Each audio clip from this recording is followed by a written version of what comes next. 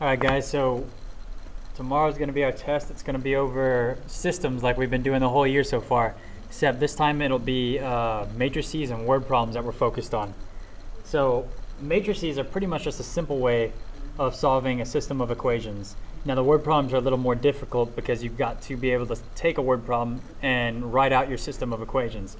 But if you can do that, you can solve it using matrices, and that's this entire test. So at first we're going to start off just solving some matrices, okay? Or at least using matrices to write a system of equations and also write the solution to the system, okay? So here are our matrices, and asked to write a system of equations. So the system would be, here are my x's, here are my y's, there are my z's. So these are all x's, these are all y's, these are all z's in separate equations. Here's what they all equal over here. So I've got 2x plus 1y minus 3z equals -4. I've got 4x minus 2y plus z equals 9. I have 3x plus 5y minus 2z, so 3x plus 5y minus 2z, that's going to equal 5. I think on y'all's review, you have something like -46 here, so make sure that's a 5, okay? That was a typo. Anyway, if you're going to plug it into a calculator, I'll go ahead and do this first one with you guys, just so you get the steps to plug it into the calculator. Alright, so here's our calculator. Press on, turn it on, then you press second, or go ahead and clear your screen, but you press second, matrix. You scroll over to edit, and we're going to edit a matrix. This is going to be a 3 by 4, so we have 3 rows, and then we have 4 columns, 1, 2, 3, which is the x, y, and z, and then what it equals over there where the arrow is. So it's a 3 by 4. This is already set up for a 3 by 4. What we're going to enter into it is going to be a 2, 1, -3, -4. Let me go ahead and move it down a little bit so you can see all these numbers. We have 4, -2, 1, 9, 3, 5, -2, and 5. And that should do it. So second quit. Now you have a blank screen again. Second matrix, go to math, go up to RREF. What that is row reduced echelon form. Second matrix, insert that matrix that we just edited. And when we press enter, it should give us our answers. So as you can see here, since x is on the top, then x is going to equal 2, like we can see on the calculator. There's our 2. Y is in the middle, y is going to equal 1, z is on the bottom, z is going to equal 3. Notice also the order that you put these, x, y, and z, is the same order which they appear in your equations. X first, then y, then z. If we did y first, if it was y, x, z, then these would need to be in y, x, z. Okay, so our solution, sure enough, 2, 1, 3 over here. Alright, so that's the only time I think I'm going to actually type something into the matrix. Other than that, I think you guys should know how to do that pretty well. Okay, so let's look at the second one. Write the following system of linear equations as a matrix, then solve the system. So now we have to write it as matrix. Before we write it as a matrix, we need to make sure all of our x's are lined up. So here's all of our x's. All of our y's are lined up. There's all of our y's. All of our z's are lined up. We have our equal sign, and then we have our numbers, whatever they equal on the right side. Sure enough, everything's lined up. It's ready to go. Now, if it's not, we're going to have to move things around. So for example, in this one down here, we're going to have to move some stuff around. But this one that we're on is good to go. So we have a -6, we have a 3, 8, and 117. 3, 8, -117. We have a 4, -7, -1. 4, -7, -1. Positive 110. We have a -3, 6, -7. -3, 6, -7. We have -66. And again, like I was saying, as far as the order that goes right here, since we have our x's first, then our y's, then our z's, then our x is going to be first, y, then our z. And if you take that, you plug it into the calculator with this is our 3 rows 1, 2, 3, 4 columns, then we should get out 11 for x, y equals -9, z equals -3. Oh, another way of writing this solution, and the way I'd probably recommend writing it, is like this. X equals 11, y equals -9, z equals -3. You can write it like that. That's totally fine. That's called an ordered triple. But if you have those out of order, then you're going to get it wrong. I'm going to count it wrong. Okay, so you can write it like this, play it safe. All right, next one. Again, we have to get all of our variables on one side of the equation. We have to get all of our numbers on the other side. So I need to get this y to the other side of the equation. So I have -x equals y minus 1. I need to take that, move it to the other side of the equation. And when we move it to the other side of the equation, we have to flip the sign. Now that's how a lot of people were taught. I'm good with that, if you know what that means. But usually I like to teach exactly what it means. So we're just subtracting a y from each side. A lot of people say this is confusing, but this is how you build an understanding, okay? So when you subtract y from each side of the equation, they're still equal, but these are going to cancel. Then you're going to have a -x minus y on this side of the equation. That's going to be equal to -1 on this side. So our equation now is, I'll write one equation down here, -x minus y equals 1. And then our other equation, we have to move that 30 to the other side. So much like we did with the y, we're going to just subtract it to the other side. Or switch the side and flip the sign. So we're going to have 2x minus 6y equals -30. 2x minus 6y equals -30. Now notice, with these two equations, we have our x's first, then our y's, then our equal signs, then our numbers. So it's good to go into the matrix. X is on the far left, then y. So we have x on the top, then y. We have -1, -1, +1. Oh, sorry, I messed that up. Look at that. That's supposed to be a -1. So this is supposed to be a -1. So we have -1, -1, -1. We have 2, -6, -30. And if we plug that into our calculator with a 2 by 3 matrix, right, 2 rows by 3 columns, we should get -3 and 4 as our x and our y. So x equals -3, y equals 4. Okay, let's go on to the next page.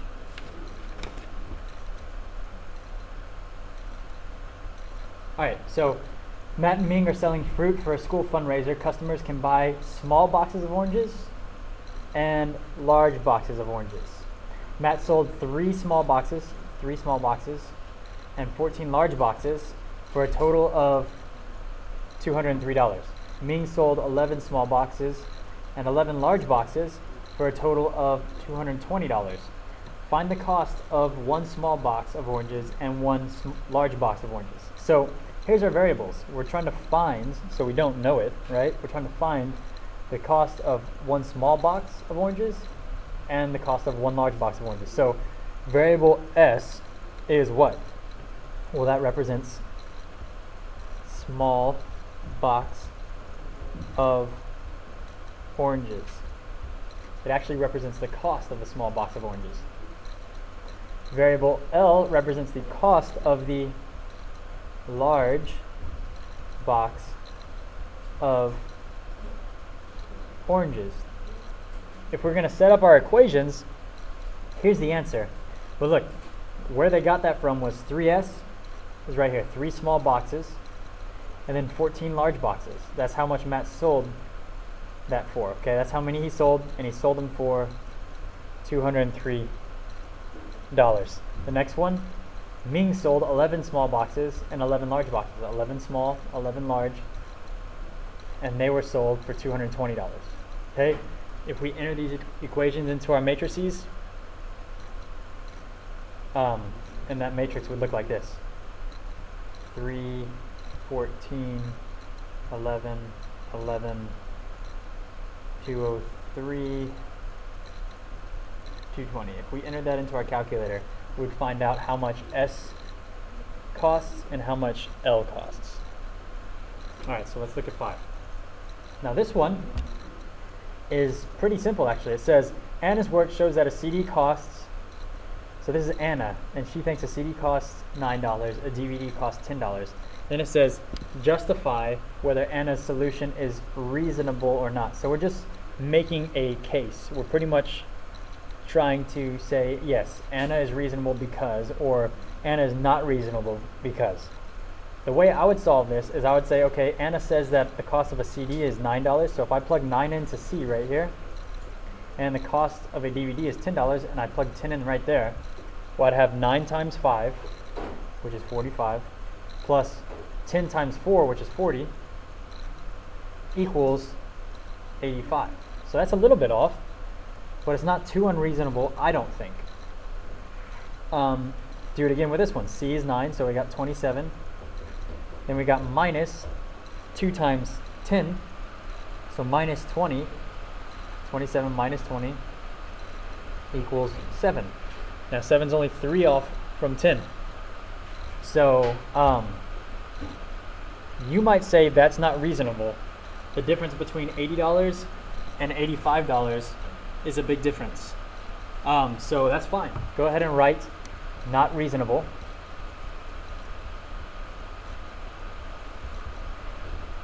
And then say because whatever answer you want. Now if it's a good enough reason, that's fine with me.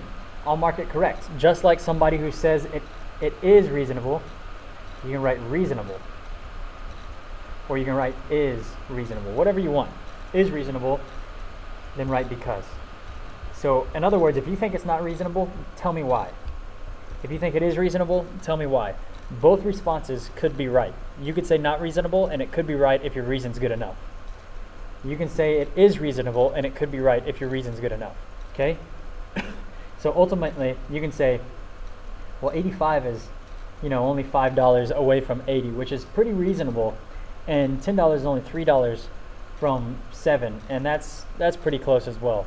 So I think it's reasonable because the amount that Anna is off by is minute. It's very small. You could say it's not reasonable and make a case for why $5 is a big difference, and make a case why $3 is a big difference. Okay? So again, it's up to you. All right, so number 6. Jermaine lost 2 textbooks and 1 calculator. It cost him $200 to replace what he lost. So how much is a textbook worth and a calculator worth? See right here.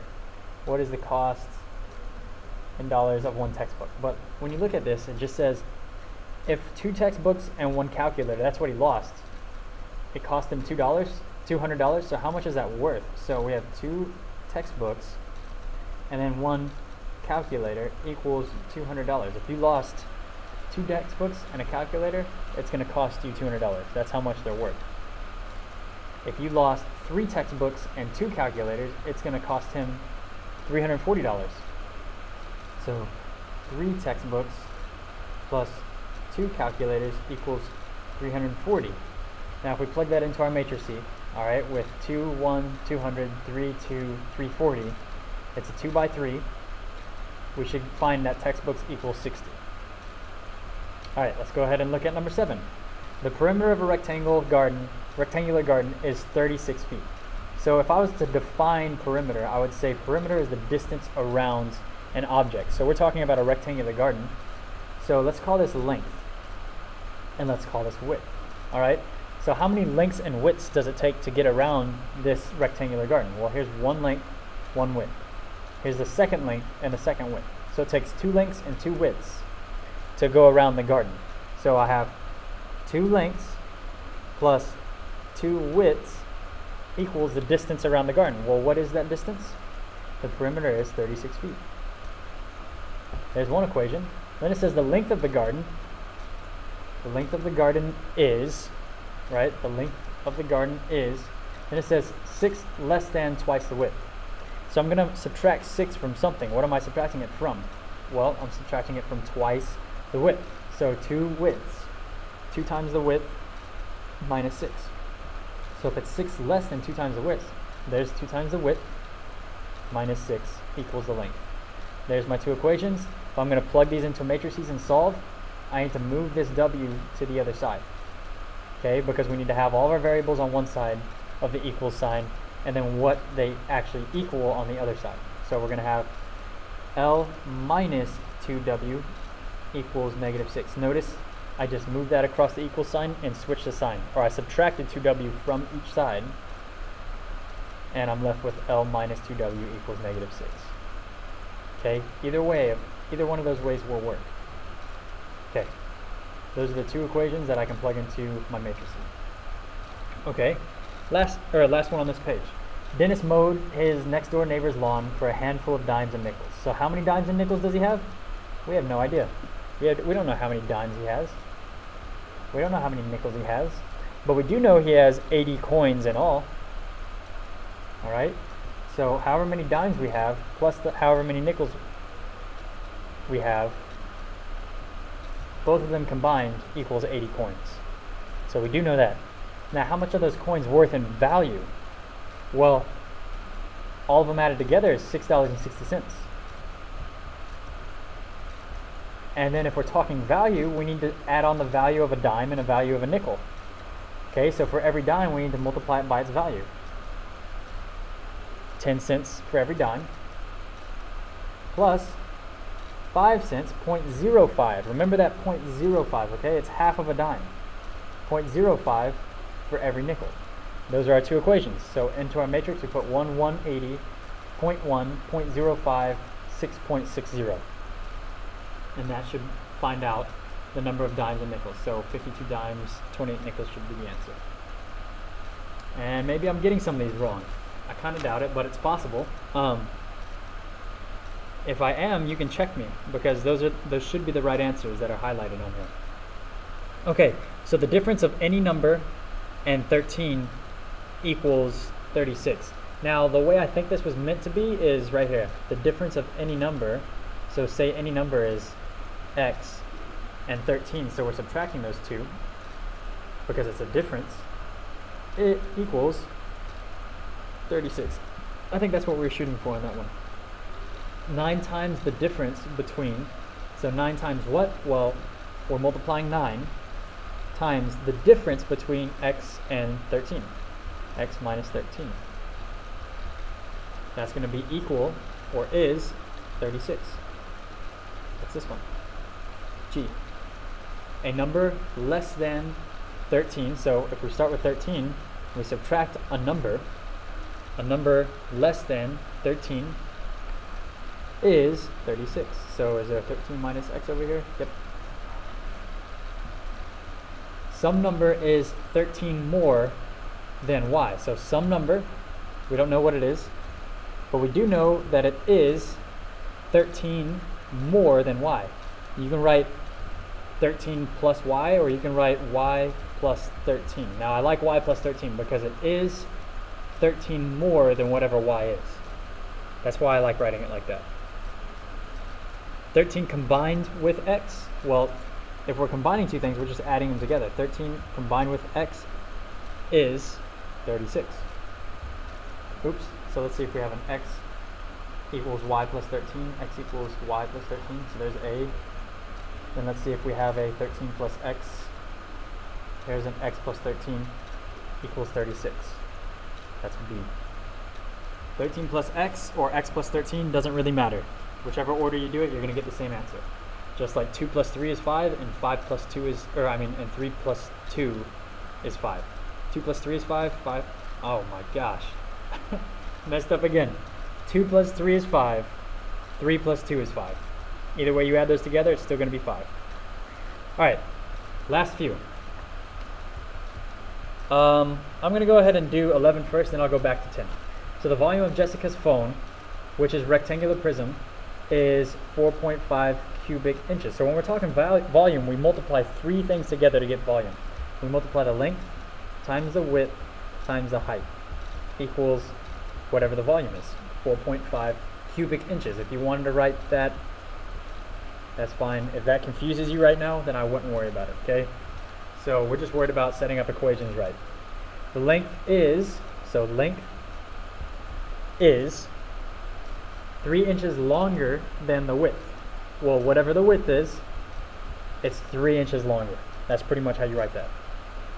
So the length is 3 inches longer than whatever the width is. The width is 12 times the height, whatever the height is.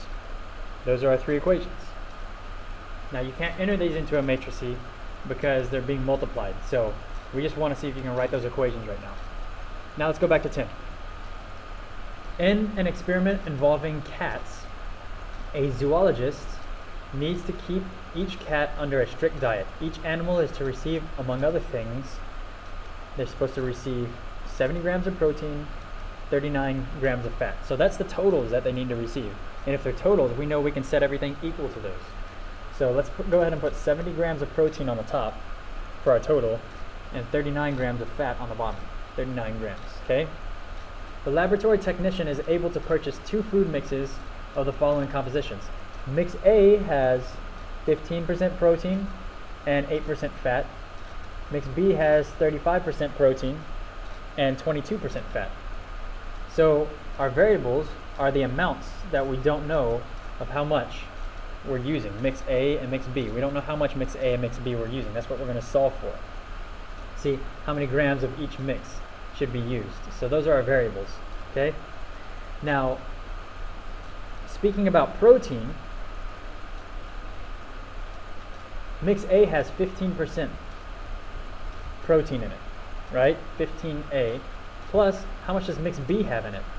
Well, it has 35% protein in mix B, and we know that however much of A and however much of B added together needs to equal 70. That's going to be the first thing that goes into our matrix. Now let's talk about the fat in mix A and mix B. So fat for mix A is 8%. Mix A, however much we have of A. And then mix B is 22% fat. So 0.22 times the amount of B we use. And that altogether needs to equal 39 grams of fat. So into our matrix we should put 0.15, 0.35, 0.15, 0.35, and 0.08 and 0.22. 0.08, 0.22. Those are all for 2s. 2, 2. And that should do it. If you plug that into your matrix, I'm not sure. I think for some reason, let me go ahead and solve it real quick. I'll plug it in. So matrix, let's go ahead and move this over some. All right, so I'm going to do second matrix, go to edit. This is going to be a 2 by 3, so 2 by 3. It's going to be 0.15, 0.35, 70, 0.08, 0.22, and 39. Second quit, second matrix, math, RREF, second matrix, the matrix we just created. Looks like 350 grams of mix A and 50 grams of mix B. So our final answer should be A equals 350 grams and B equals, 50 grams. And that should be our final answer. Alright guys, well, I hope this helps. If not on the test, I hope it helps later on test corrections if you have to do them, or just in general understanding. Thank you for watching, and I will see you later.